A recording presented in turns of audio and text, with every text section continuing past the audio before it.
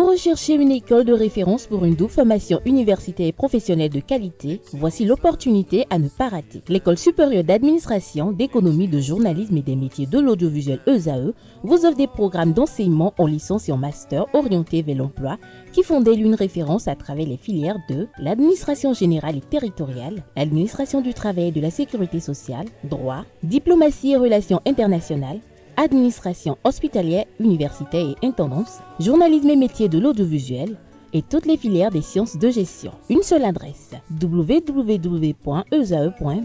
Rendez-vous dès maintenant sur nos campus ESAE Bedjromende au numéro 90 93 65 21 ou au numéro 98 98 14 00. Paracourt sur le numéro 52 46 12 12.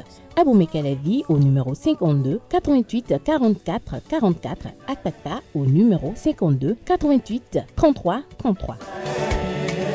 ESAE, l'excellence à un nom. Dimanche 29 juin 2025, bienvenue sur ESAE TV, il est 8h et c'est l'heure de l'invité. En cette fin de mois de juin, en pleine saison de pluie, où le paludisme sévit, nous avons décidé de recevoir pour vous aujourd'hui une belle dame. Une dame qui n'est pas belle que physiquement, mais qui également manifeste sa beauté à travers plusieurs actions, surtout ses engagements pour la sensibilisation et pour le bien-être social.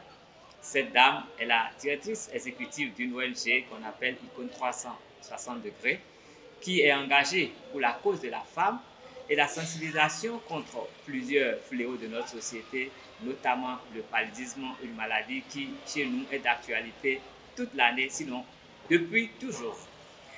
Et tout de suite, je vais vous introduire cette belle dame qui est déjà avec nous. Madame Alavo, bonjour.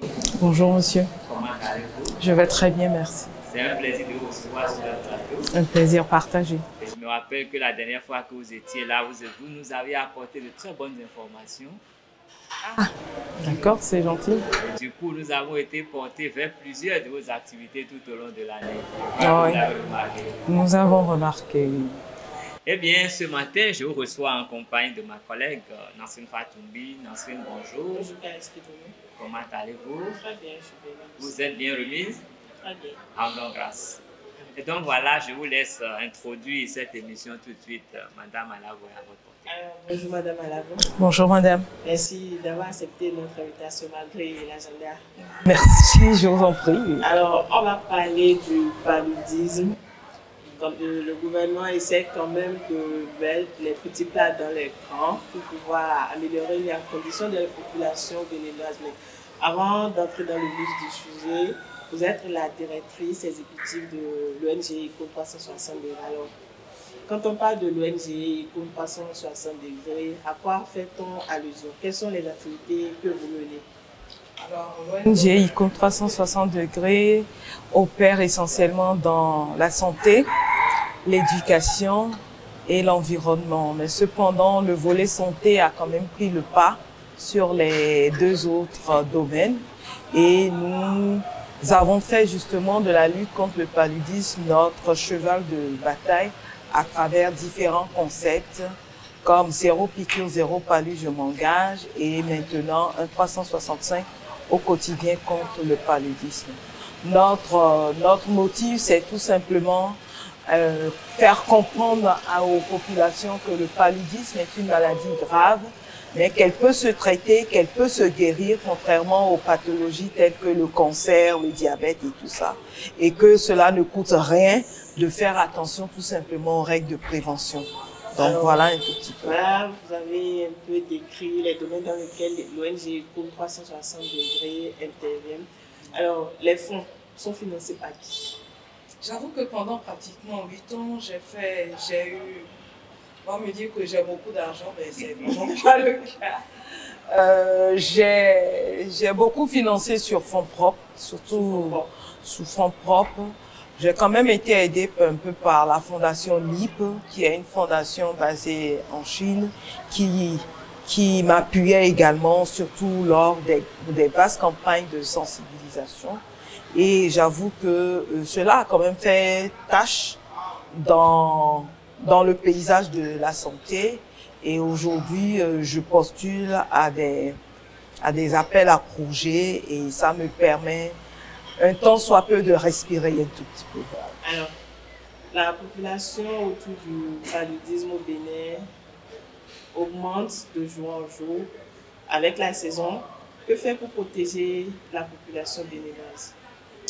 Alors, que faire pour protéger la population béninoise? Je crois que je vais d'abord m'adresser, avant de m'adresser aux professionnels de la santé et aux communautaires, je vais m'adresser d'abord aux autorités locales parce qu'elles ont la responsabilité à leur niveau d'assainir en fait le cadre de vie des populations. Qui dit paludisme dit quand même gîte lavaire. Qui dit gîte lavaire dit en fait qu'il y a des flaques d'eau, des plans d'eau qui sont exposés à la nature et qui progressivement, comment on dit, abritent les œufs des moustiques qu'on appelle les larves et qui plus tard après vont devenir des moustiques et aller piquer les populations. Donc la première chose à faire, c'est d'assainir son milieu de vie et non seulement à l'extérieur, mais également chez soi. Il faut éviter de laisser les eaux stagnantes à la maison et tout ça. Vous allez me dire, mais oui, nous sommes en temps de pluie, il pleut, il y a certaines maisons qui sont inondées. À ce niveau, je pense que il incombe aux populations de se référer à leur CA ou à leur mairie pour voir dans quelle mesure la mairie peut leur venir en aide. S'il faut pomper l'eau, faire sortir l'eau déjà avant de renveiller un tout petit peu, il faudrait le faire. Je trouve que il est malséant de laisser ces populations-là ou que ces populations-là,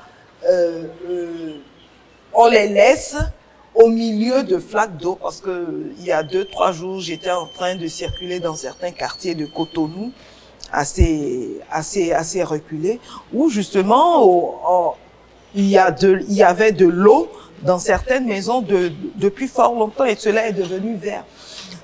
Des situations pareilles sont vraiment des nids de moustiques et les moustiques vont vraiment, comment on va dire, piquer les populations. On aura beau tout faire, on aura pris des antipaludéens, on aura beau dormir sous moustiquaire, tant qu'il y a de l'eau, il y aura toujours des moustiques. Donc pour moi, mon appel, c'est de demander aux autorités locales, à ce niveau-là, de bien vouloir jouer leur partition. Je demande également au CA, les chefs quartiers, les délégués de quartier, de village et tout ça, pour qu'ils soient en alerte pour que dès que des cas pareils arrivent dans leur zone, qu'ils se réfèrent aux autorités compétentes pour que vraiment, dans les brefs délais, de telles situations soient quand même réglées. Parce que c'est de ça qu'il s'agit. On veut bien lutter, nous, au côté santé, mais il faudrait que, au niveau de la lutte anti-vectorielle, malgré que le gouvernement vraiment est en train de jouer sa partition, il faudrait que les autorités locales également jouent leur partition et que les ménages également jouent leur partition parce que c'est très important. C'est une boucle et il faudrait que chaque acteur à son niveau joue pleinement son rôle en fait. Oui, mais voilà. Madame Alabo, la question que vous évoquez, elle me semble très compliquée, hein, dans la mesure où j'estime que tout part d'abord de l'installation des populations. Et aujourd'hui, s'il faut désinstaller les gens, parce que j'ai entendu un commentaire la dernière fois, une dame qui disait dans un taxi qu'il y a des quartiers ici où il est interdit d'habiter, sinon on se fait embrasser par les moustiques toute la journée. Et que la nuit, on fait la voie avec les moustiques. Donc ça m'a fait rire, mais j'ai dit c'est quand même sérieux ce qu'elle a dit. Donc est-ce que le vrai problème, ce n'est pas d'abord l'urbanisation qu'il faut revoir, les Béninois n'aiment pas qu'on les déloge, mais est-ce que ce serait pas essentiel pour pallier le problème? Oui, ça peut être une solution, mais c'est une solution très très coûteuse. Parce que quand je prends par exemple les quartiers qui sont aux abords, par exemple, des lagunes, c'est des quartiers qui, quand la lagune est en crue, c'est des quartiers qui sont vraiment inondés. Et on peut pas demander à ces populations qui ont construit, qui ont investi du jour au lendemain de plier bagages. Il faut vraiment les reloger et il faut construire Donc vraiment, cela prendra du temps. Je sais qu'il y a quand même un plan pareil. Je ne peux pas confirmer quoi que ce soit, mais je sais que il y a le relogement d'un certain nombre de populations qui a été prévu par le gouvernement en place. Mais cependant, en attendant, quand il y a de l'eau dans une cour où il y a par exemple 5, 6 familles, qu'est-ce qu'on fait en urgence? C'est de pouvoir déjà pomper l'eau, sortir l'eau, évacuer cette eau et essayer de remblayer un tout petit peu. Ça, c'est des choses simples qui peuvent être faites. Oui, mais il y avait une solution ancienne. Hein. Je crois qu'on aspergeait les œufs dans les cavernes de Cotonou. C'est vrai qu'il y a très longtemps, mais est-ce que cette solution n'est plus envisageable? Toutes les solutions sont possibles, mais à condition qu'elles soient bien quadrillées et bien supervisées par le ministère de la Santé. Parce que c'est bien, mais à des moments donnés, cela peut agir sur la flore et cela peut affecter également de façon parallèle les habitants. Oui, voilà. Donc il est vraiment important qu'à un moment donné, c'est vrai, je dis, chacun prend ses responsabilités, mais tout doit être quadrillé par justement les ministères de tutelle. Oui, il faut vraiment un plan pour... Exactement, il faut un plan. Depuis 2020, si j'ai bonne mémoire, le Bénin a adopté un plan stratégique pour lutter contre le paludisme. Qu'en est-il? Qu'en est-il? Je crois que le plan, ça s'appelle... c'est un plan intégré, c'est le PSNIE. Et c'est un plan justement qui a pas mal d'activités et lesquelles sont en train d'être exécutées, même s'il y a un petit marasme actuellement dû au retrait de l'USAID, mais le gouvernement quand même a pris pleinement ses responsabilités et est en train de jouer sa partition autant qu'il se peut.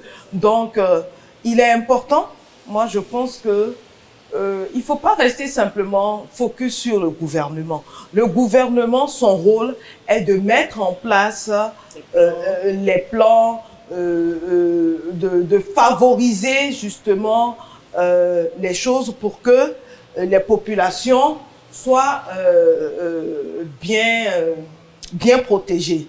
Mais il ne lui incombe pas complètement ce rôle parce que les OSC sont là pour l'accompagner, pour l'appuyer également. Alors, parlons justement des OSC. Quelles sont les actions qu'ils mènent à leur côté? Actuellement, la plupart des OSC qui sont dans le PALU sont en train de faire des campagnes de sensibilisation.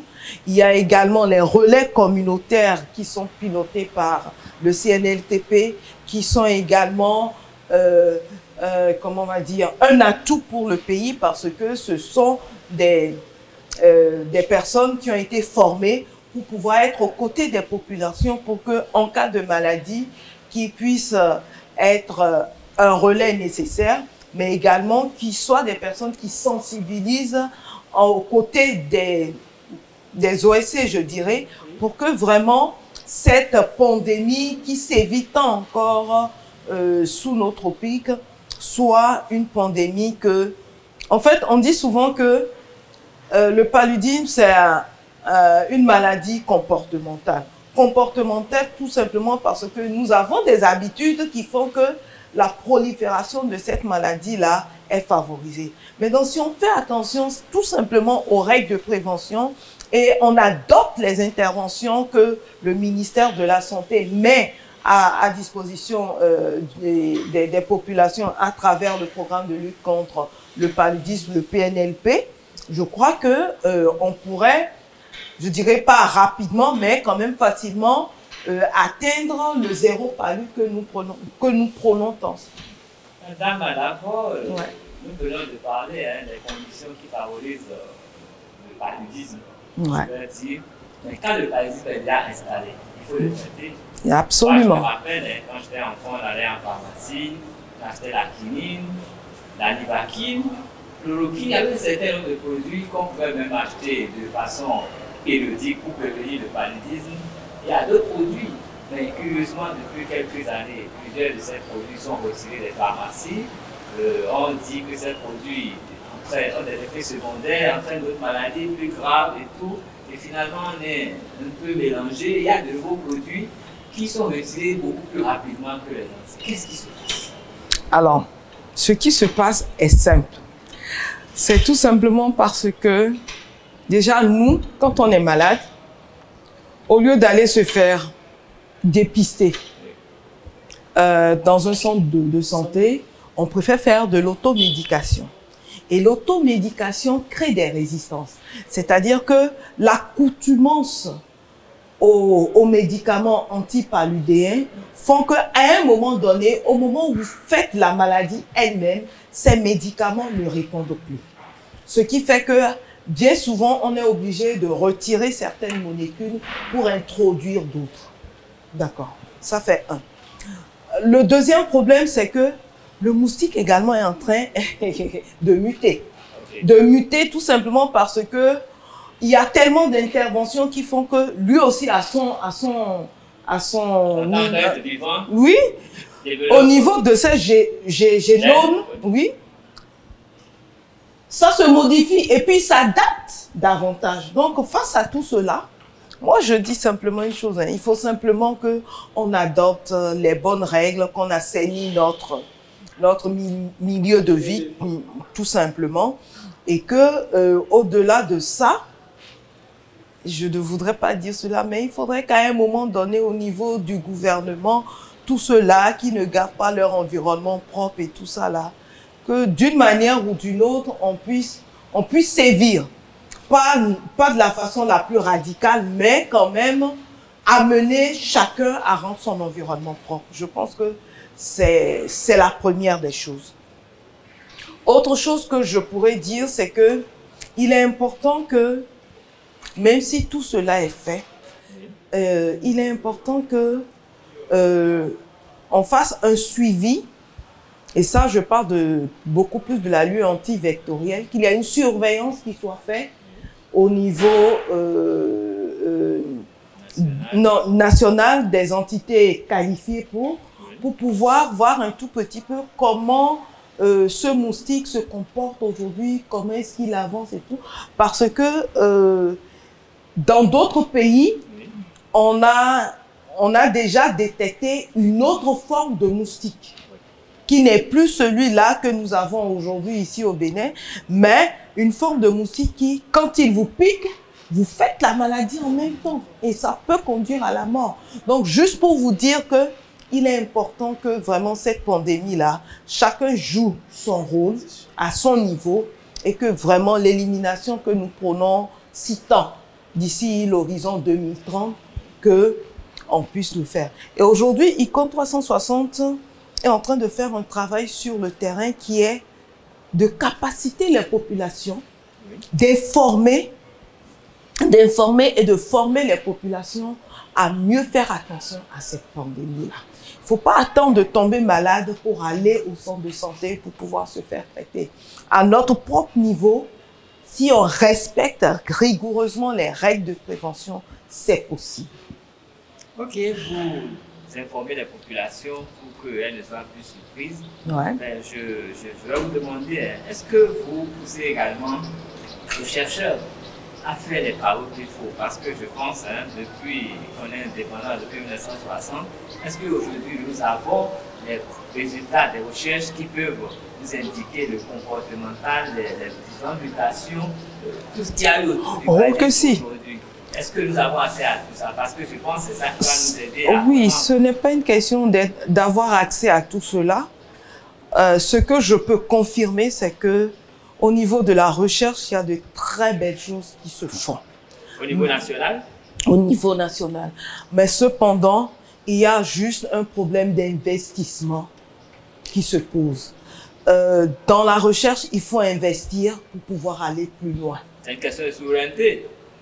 Oui, plus ou moins, mais il va falloir que le pays également... sont financés par des étrangers, je sais pas. Non, il faudrait simplement que le pays également, à un moment donné, se donne une priorité par rapport aux recherches.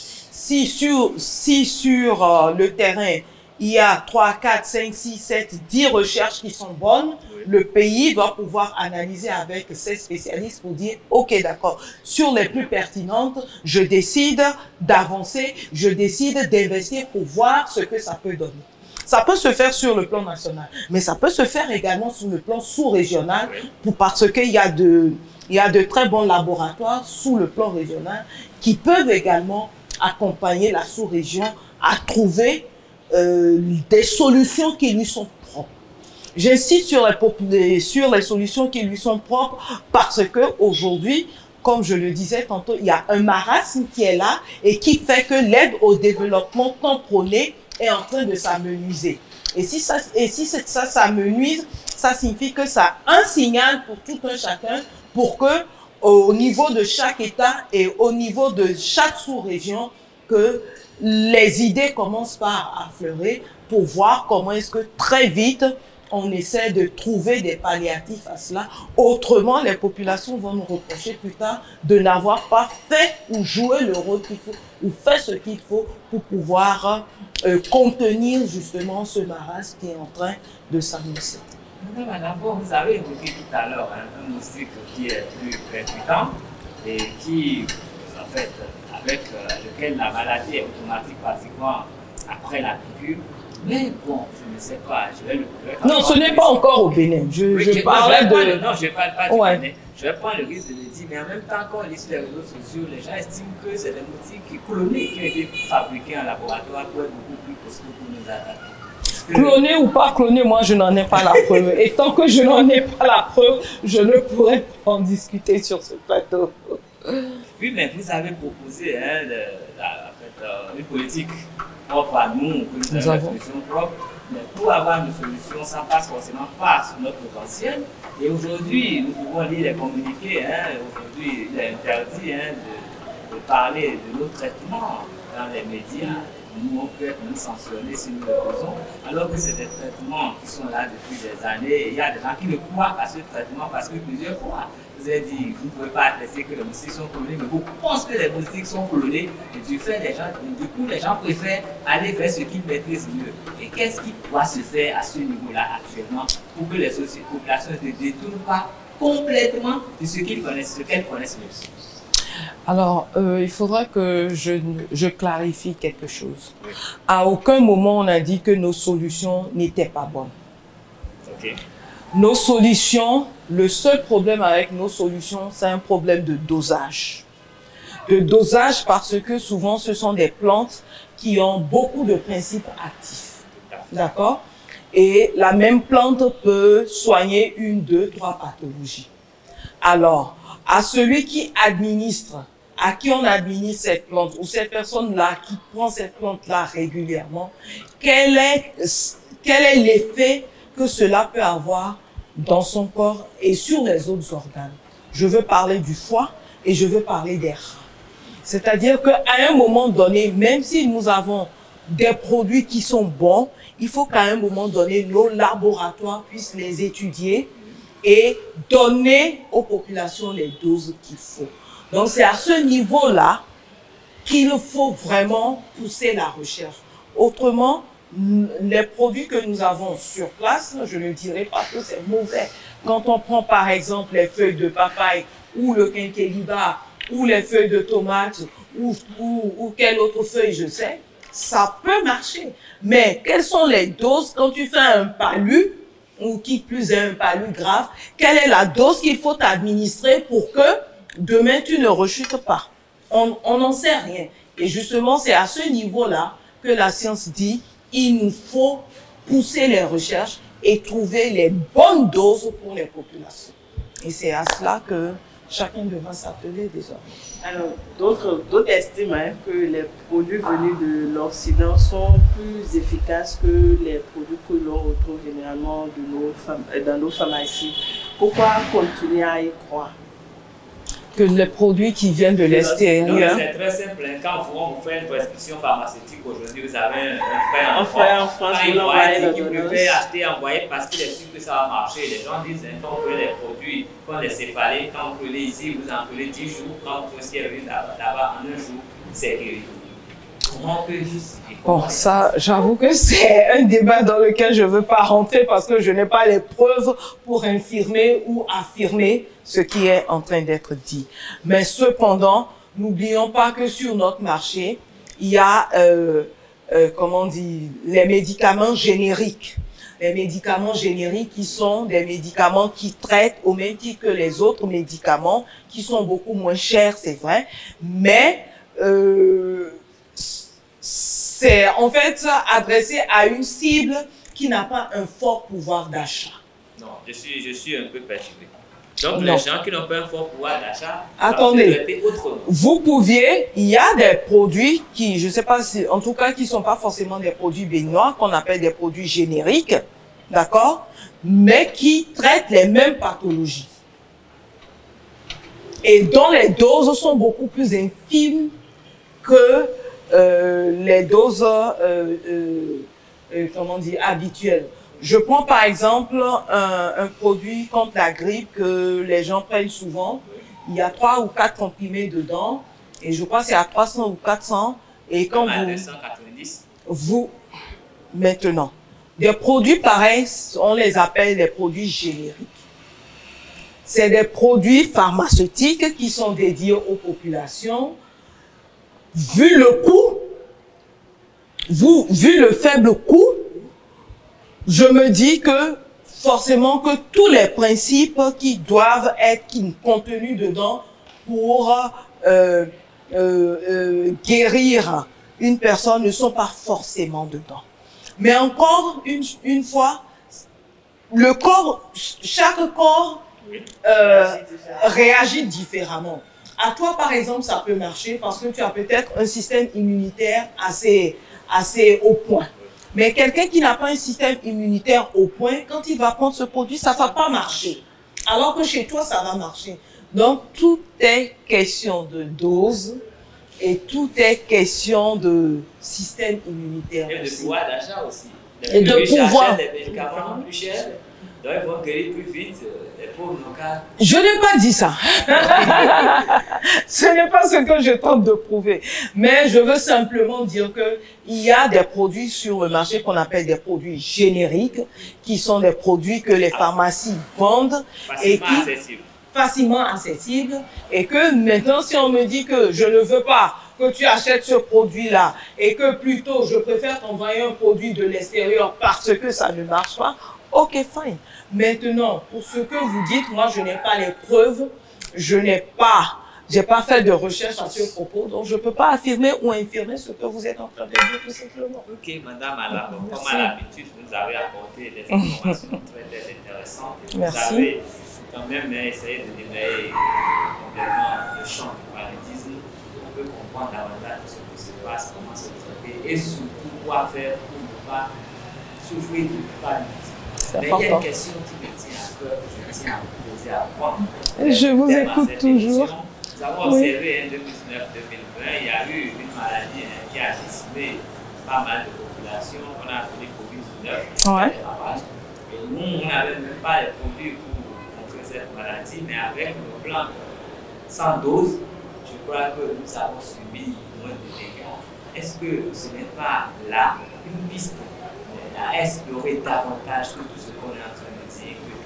Est-ce que vous avez la preuve comme quoi les plantes que nous avons utilisées, nous en Afrique, c'est ça qui a fait que la maladie n'a pas pu sévir en Afrique? Je pense pas. Bon, moi, j'ai pas de preuve pour ça. J'ai pas de preuve pour ça. Mais ce que je peux dire, c'est que le système immunitaire des Noirs, Oui. des Africains, est beaucoup plus renforcé face à cette pathologie parce que il y a un parallèle qui a été fait. Le parallèle était le suivant, c'est que ça avait tous les symptômes du paludisme. D'accord? Tous les symptômes du paludisme. Et quand, si je ne me trompe, hein, et quand tu as un traitement paludéen et tout ça, ou bien quand tu es suffisamment, tu as développé une bonne résistance face au paludisme, alors cette résistance-là, peut-être cette maladie-là résiste moins à la résistance au palu que toi tu as. Il y a beaucoup de, comment on va dire, de spéculation. Et moi, je dis encore une fois, pas que je suis scientifique, Mais je me dis, la science, elle est beaucoup plus exacte pour moi. Et je préfère me taire sur tout ce qu'il y a comme rumeur, ragot, et simplement dire que nous avons simplement une chance en Afrique par rapport à cette pandémie. Peut-être que Dieu nous aime pas plus que les autres ou moins que les autres, mais peut-être que nous avions des prédispositions que les autres peut-être n'avaient pas. Mais tenez-vous bien, il y a des gens qui en sont morts. Moi, dans ma famille, j'ai perdu 2 personnes de la Covid. Juste pour vous dire encore une fois que tout est relatif, tout est question d'immunité également, et tout ça. Donc voilà ce que je ne peux pas entrer dans la polémique Covid-19, parce que si on s'y met, on n'en sortira jamais. Même les morts Covid ici, les gens mettent un gros point d'interrogation. Et même les commentaires venus d'Occident, nous avons pas mal de déclarations. Donc, là, vous évoquez, parce qu'on a quand même seulement remarqué que chez nous, théoriquement, on a tout, c'est savoir utiliser ce que nous avons qui est notre problème. C'est savoir nous organiser pour pouvoir... Je vous assure, c'est une très bonne chose. Mais à long terme, quels sont les effets sur les reins et sur le foie? C'est bien de prendre nos plantes, je n'ai rien contre. Mais à un moment donné, je persiste, à un moment donné, il nous faut les doses qu'il faut. Absolument. Et bien souvent, je prends le cas de l'artémisia par exemple, où l'artémisia est l'une des plantes qui lutte assez efficacement contre le paludisme. Mais quand on dit la dosette, ta dosette par exemple, elle n'est pas moi ma dosette. Est-ce que vous êtes d'accord? Oui. C'est-à-dire au niveau de la dose, je crois que ces derniers temps, ils ont quand même amélioré les choses. Est-ce que ça signifie? Voilà. Mais cependant, par exemple, j'aurais appris que l'artémisia, on ne met pas cela au feu. Il faut juste de l'eau bien chaude, vous mettez dedans, elle s'infuse et vous buvez. Combien de personnes le savent et le prennent comme ça? Parce que l'artémisia, ce que vous oubliez, il y a 2 types, mais il y a un type qui a près de 200 principes actifs. Et près de 200 principes actifs, et vous prenez... Là, on a fait l'étude pour le palu, mais et pour les autres pathologies, ça peut guérir également d'autres choses. Juste pour vous dire encore une fois, sur des produits comme ça, qui semblent être efficaces, il faut que la recherche s'y penche, la médecine s'y penche davantage pour trouver les justes principes qu'il faut aux populations, c'est tout. Plutôt que de les laisser prendre et que après au bout, moi par exemple, je ne supporte pas l'artémisia. Ça c'est mon cas, je ne supporte pas. Mais je connais d'autres personnes dans mon entourage qui le prennent et qui ne vont pas prendre les produits en pharmacie. Donc à un moment donné, nous avons du boulot. Nous avons du boulot parce que des produits qui ne sont pas bien dosés, surtout nos plantes, à un moment donné, ça peut agir sur le foie, ça peut agir sur le rein. Et après, qu'est-ce qu'on dit? On dit, oui, on m'a dit de prendre ça. Et puis, alors que je ne dis pas que nos comprimés n'ont pas ces effets-là, mais les dosages sont un peu mieux contrôlés, c'est tout. Ok. Alors, c'est qu'Alex Thomas le permet une ou 2 questions rapidement avant de conclure. Je vous en prie. L'ONG Eco 360 degrés prévoit organiser pour le mois de juillet prochain la 4e édition de la nuit du paludisme. Alors, quelles sont les activités qui sont prévues? Bon, la nuit du palu, là, on me prend un peu de cours. On a pas mal d'activités, c'est vrai. Mais en même temps, nous allons célébrer nos 10 ans, nos 10 ans d'âge, aux côtés du PNLP, du ministère de la Santé. Et il y a il y a des invités surprises, il y a beaucoup d'activités qui seront faites. Quelle est la particularité, à part les 10 ans d'existence de l'ONG, quelle est la particularité? La particularité, c'est que cette fois-ci, on va davantage se pencher lors des échanges. Nous allons davantage nous pencher sur les problèmes que traverse aujourd'hui comment on va dire, la santé, c'est-à-dire les financements qui sont en train de s'amenuiser. Nous allons faire venir quand même des experts pour nous donner quand même quelques conseils sur comment réorienter un peu nos activités et comment, de façon assez simple, on peut aller chercher du financement. Aussi, nous allons parler de quelque chose dont on ne parle pas souvent, c'est le paludisme et l'anémie. L'anémie, on sait bien sûr que quand vous faites du palu, vous êtes anémié. Et donc, parfois même, certains enfants recherchent des poches de sang. Donc, à cette occasion, nous avons des éminents professeurs qui viendront débattre sur cette question, par exemple. Des invités surprises également seront là. Il y aura un vernissage aussi pour retracer un peu le parcours de l'ONG sur le terrain. Donc, il y a beaucoup de choses qui s'annoncent. Je reviendrai à l'occasion pour donner beaucoup plus de détails par rapport à cela. Pour ce jour, nous allons mettre un thème à cet entretien. Merci. Peut-être la deuxième question, je ne sais pas. Non, c'est bon, c'est bon. Ok, d'accord. Nous aurons l'occasion de vous poser plus de questions.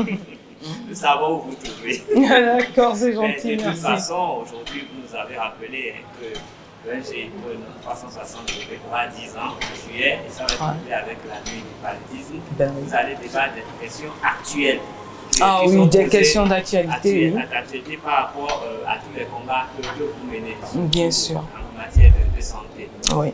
Vous agissez sur plusieurs secteurs, mais aujourd'hui c'est un peu plus le secteur de la santé qui prend le pas. Nous sommes dans les... Nous sommes dans l'environnement, le secteur prend le pas. Ouais. Et ça fait 10 ans que vous existez et vous avez expliqué que la question du paludisme n'est pas une question particulière. C'est une question globale qu'il faut traiter à tous les niveaux.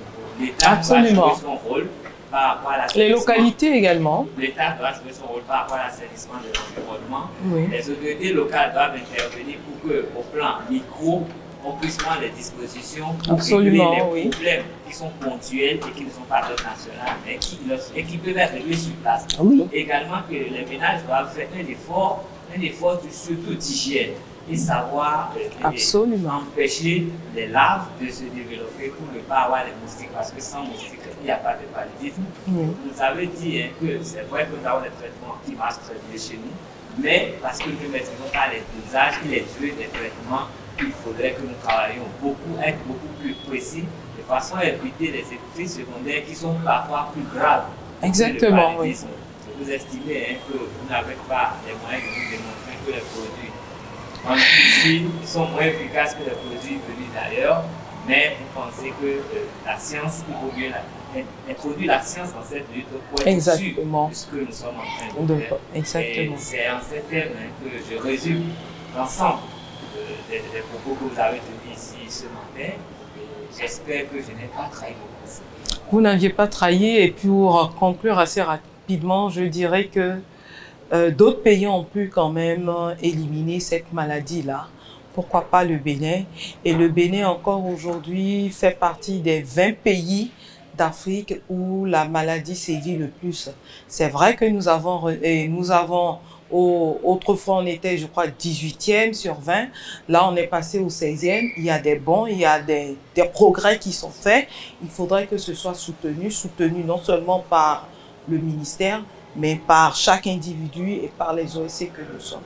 D'accord, je voudrais vous remercier pour avoir donné encore cette précision pour conclure cette émission. J'espère que ça va être vraiment utile pour nos populations parce que zéro paludisme, c'est notre combat et c'est le combat de tous les territoires. Parce que quand quelqu'un va mal au Bénin, on dit qu'il a le paludisme. Ça, c'est pas forcément vrai par contre. Justement, nous voudrions qu'au moins nous puissions éliminer le paludisme pour faire face aux maladies qui sont... C'est pour ça qu'à chaque fois, il faut aller se faire dépister. Si on se fait dépister, on sait ce dont on souffre et puis on traite en même temps. Mais ne pas savoir ce dont on souffre et puis on prend les médicaments antipaludiques, ça entraîne des résistances au niveau de votre organisme et le moment venu, quand vous allez utiliser les mêmes produits, cela ne marchera pas. D'accord, merci Madame Malabon, merci à vous dans cette partie, pour cet accompagnement, merci à notre technique qui est à nos cheveux pour que cette émission puisse se faire. C'est vrai qu'aujourd'hui nous l'avons trouvé dans des conditions particulières. Je vous remercie pour votre patience. Non, je vous en prie, non. Pour votre complicité. Mais c'est ça aussi le Bénin, c'est ça aussi. Il ne faut pas qu'on ait honte, il ne faut pas qu'on se cache de quoi que ce soit. Ah oui. Je dis un grand merci à M. Chabel de Canefort qui s'est déployé pour que tout cela puisse se mettre en place. Merci à M. Badaou Mohamed qui s'y est mis aussi. Merci à lui, Charles Kampoui. Et un grand merci à notre réalisateur du jour, Romao, monsieur qui s'est plié en quatre pour que nous puissions le faire. Mais le plus grand merci, c'est à vous, chers amis internautes fidèles des activités qui ont suivi cette émission. Portez-vous bien, protégez-vous. Zéro paludisme, c'est mon souhait pour vous. Et heureux mois de juillet à tous. À bientôt. J'avais peut-être un remerciement à faire. Je voudrais remercier le PNLP pour son soutien constant, son appui. Je voudrais remercier mes différents partenaires tels que Humanichère, Expertise France, mes parrains, Monsieur Dayan, Fortune et beaucoup d'autres personnes qui au quotidien me soutiennent dans ce combat-là. Merci. Merci infiniment et à très bientôt. Merci.